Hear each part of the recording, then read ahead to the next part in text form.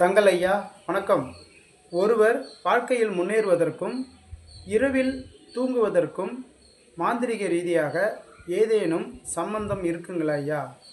ஒருவரோட வாழ்க்கைக்கும் தூக்கத்துக்கும் கண்டிப்பாக பந்தம் இருக்குது. ஏன்னா வாழ்க்கையில் நைட்டில் நல்லா தூங்கினதா மேக்ஸிமம் 8 ஹவர், மினிமம் 7 ஹவர். இந்த 7க்கும் 8க்கும் அவர் இடையில நல்லா தூங்கிட்டு இருந்தால் தான் காலையில் அவருக்கு ஃப்ரெஷ்ஷாக எழும்ப முடியும், ஃப்ரெஷ்ஷாக வேலை பார்க்க முடியும்.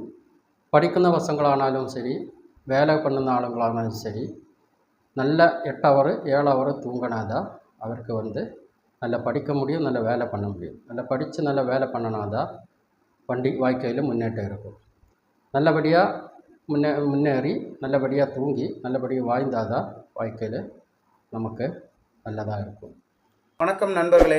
நமது யூடியூப் சேனலை சப்ஸ்கிரைப் செய்யும் நண்பர்களுக்கு ஏதேனும் பிரச்சனை இருந்தால் தங்கள் ஐயா அவர்களின் வாட்ஸ்அப் நம்பருக்கு தெரிவித்தால் ஐயா அவர்கள் கணக்கு போட்டு ஆராய்ந்து பார்த்துவிட்டு இலவசமாக விளக்கம் அளிக்க உள்ளார்.